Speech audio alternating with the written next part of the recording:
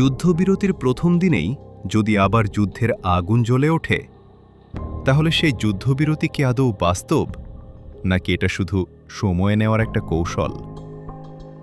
আজকের এই ভিডিওতে আপনি জানবেন এমন কিছু তথ্য যেগুলো পুরো মধ্যপ্রাচ্যের পরিস্থিতিকে নতুন করে ভাবতে বাধ্য করবে।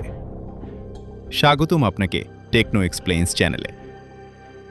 যুক্তরাষ্ট্রের সাথে যুদ্ধবিরতি চুক্তির প্রথম দিনেই ইসরায়েলকে বড় শাস্তি দেওয়ার ঘোষণা দিয়েছে ইরান। এই একটা বক্তব্যই এখন আন্তর্জাতিক রাজনীতির মাঠে নতুন করে আগুন জ্বালিয়ে দিয়েছে। মিডিয়া থেকে শুরু করে বিশ্লেষক সবাই এখন একটাই প্রশ্ন করছে, যুদ্ধবিরতি কি ভেঙে যাচ্ছে? কারণ ইরানের এই বক্তব্য খুব স্পষ্টভাবে একটা বার্তা দিচ্ছে, টানা ৪০ দিনের যুদ্ধে ইরান কাবু হয়নি, বরং আরও বেশি শক্তিশালী হয়ে উঠেছে। আপনি একটু ভেবে দেখুন, একটি দেশ যদি এত বড় সংঘাতের পরও আরও আক্রমণাত্মক অবস্থানে যায়, তাহলে সেটার মানে কি? ভিডিওটি যদি আপনি এখন পর্যন্ত দেখেন, তাহলে অবশ্যই কমেন্টে লিখে জানান আপনার মতামত। যুদ্ধবিরতি কি টিকবে বলে আপনি মনে করেন? ইরানের দাবি একেবারে পরিষ্কার, এই যুদ্ধবিরতি শুধু একটা নির্দিষ্ট এলাকায় সীমাবদ্ধ না, পুরো অঞ্চলের জন্যই এটা প্রযোজ্য।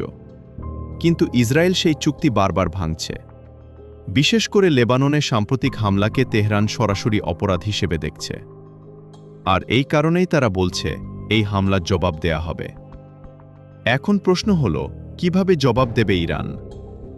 বিশ্লেষকদের মতে ইরান সরাসরি যুদ্ধ না করে ক্ষেপণাস্ত্র এবং ড্রোন হামলার মাধ্যমে প্রতিশোধ নিতে পারে। এমনকি আইআরজিসি লেবাননের পক্ষ নিয়ে ছায়াযুদ্ধেও জড়িয়ে যেতে পারে। অর্থাৎ সামনে আমরা দেখতে পারি এক নতুন ধরনের যুদ্ধ, যেখানে সরাসরি সংঘর্ষ না থাকলেও আঘাত হবে আরও ভয়ঙ্কর। আপনি যদি এই ধরনের বিশ্লেষণ পছন্দ করেন, তাহলে ভিডিওটি লাইক দিন এবং চ্যানেলটি সাবস্ক্রাইব করে পাশে থাকুন। এখন আসল সমস্যাটা কোথায় জানেন? একই যুদ্ধবিরতি চুক্তিকে দুইভাবে ব্যাখ্যা করা হচ্ছে।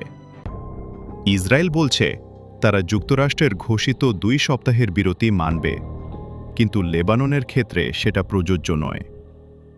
অন্যদিকে পাকিস্তান বলছে তারা মধ্যস্থতাকারী হিসেবে নিশ্চিত করেছে যে এই বিরতি লেবাননকেও কভার করে। এখন আপনি নিজেই বুঝতে পারছেন, একই চুক্তি নিয়ে ২ রকম ব্যাখ্যা। আর এখানেই তৈরি হয়েছে সবচেয়ে বড় ফাটল। ইরান এই বিষয়টাকেই বলছে যুদ্ধবিরতি ভাঙার মূল ট্রিগার, এবং এখান থেকেই তাদের শাস্তি দেওয়ার হুমকি আরও শক্তিশালী হয়ে উঠছে। ভিডিওটা এখানে থামাবেন না, সামনে আরও গুরুত্বপূর্ণ তথ্য আসছে।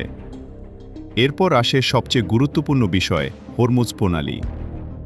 লেবাননে হামলার জবাবে আবারও এই কৌশলগত পথ বন্ধ করে দিয়েছে ইরান। আপনি জানেন কি, বিশ্বের বিশাল অংশের তেল সরবরাহ এই পথ দিয়েই যায়। অর্থাৎ এই পথ বন্ধ মানেই পুরো বিশ্ব অর্থনীতিতে বড় ধাক্কা। এই সিদ্ধান্তের মাধ্যমে ইরান শুধু ইসরায়েল নয়, বরং পুরো পশ্চিমা শক্তিকেই চাপের মধ্যে ফেলেছে। এখন বিশ্লেষকরা বলছেন যুক্তরাষ্ট্র এই পরিস্থিতিতে রাজনৈতিকভাবে অস্বস্তিতে পড়েছে। কারণ তাদের মিত্র দেশই যদি চুক্তি ভাঙে, তাহলে পুরো কূটনৈতিক অবস্থানই দুর্বল হয়ে যায়। আপনি কি মনে করেন এই অবস্থায় যুক্তরাষ্ট্র কি করবে? কমেন্টে আপনার মতামত লিখুন। এদিকে আন্তর্জাতিক সংবাদ মাধ্যম বলছে ইসরায়েল লেবাননের সবচেয়ে বড় আঘাতগুলোর একটি চালিয়েছে। একসাথে ১০০টিরও বেশি লক্ষ্যবস্তুতে হামলা করা হয়েছে। কমান্ড সেন্টার, সামরিক স্থাপনা, সবকিছুই টার্গেট করা হয়েছে। বৈরুত শহরের আকাশ ধোঁয়ায় ঢেকে গেছে। পরিস্থিতি এতটাই খারাপ হয়েছে যে আহতদের হাসপাতালে নিতে মোটরসাইকেল ব্যবহার করতে হয়েছে, কারণ অ্যাম্বুলেন্স পর্যন্ত পর্যাপ্ত ছিল না। এই দৃশ্যগুলোই দেখিয়ে দিচ্ছে পরিস্থিতি কতটা ভয়াবহ। ভিডিওটি যদি আপনার কাছে তথ্যবহুল মনে হয়, তাহলে অবশ্যই শেয়ার করুন, যাতে অন্যরাও এই বাস্তবতা জানতে পারে। এখন আসি সবচেয়ে বিপজ্জনক ভেরিয়েবলে, হিজবুল্লাহ। যুক্তরাষ্ট্র এবং ইরানের যুদ্ধবিরতির ঘোষণার পর তারা সাময়িকভাবে আক্রমণ থামিয়েছিল, কিন্তু তাদের দাবি তারা ভেবেছিল যুদ্ধবিরতি সত্যিই কার্যকর। কিন্তু সেই সুযোগেই ইসরায়েল সর্বোচ্চ আঘাত হেনেছে। অর্থাৎ এখানে একটা বড় কৌশলগত ভুল হয়েছে। এবং সেই ভুলের ফল এখন আরও বড় সংঘাতে রূপ নিতে পারে। বর্তমান তথ্য অনুযায়ী লেবাননে মৃতের সংখ্যা ইতিমধ্যেই 254 ছাড়িয়ে গেছে এবং এই সংখ্যা আরও বাড়তে পারে। অন্যদিকে ইন্টারনেটে পাওয়া তথ্য অনুযায়ী ইরান ইতিমধ্যেই হাজার হাজার ড্রোন, ব্যালিস্টিক এবং ক্রুজ মিসাইল ব্যবহার করেছে। এটা স্পষ্ট করে দেয় ইরান শুধু প্রতিরক্ষায় নেই, তারা আক্রমণাত্মক অবস্থানেও প্রস্তুত। এখন প্রশ্ন একটাই, এই সংঘাত কি এখানেই থামবে, নাকি আমরা সামনে আরও বড় যুদ্ধ দেখতে যাচ্ছি?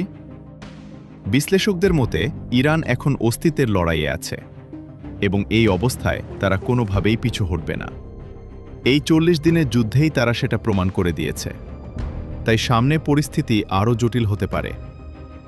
শেষ করার আগে আপনাকে একটা কথা বলি, এই পুরো বিষয়টা শুধু একটি যুদ্ধ না, এটা একটি কৌশলগত, অর্থনৈতিক এবং রাজনৈতিক যুদ্ধ, যার প্রভাব পড়তে পারে পুরো বিশ্বের উপর। আপনি যদি এই ধরনের গভীর বিশ্লেষণ নিয়মিত দেখতে চান, তাহলে টেকনো এক্সপ্লেন্স চ্যানেলের সাথে থাকুন। ভিডিওটি কেমন লাগলো অবশ্যই কমেন্টে জানান।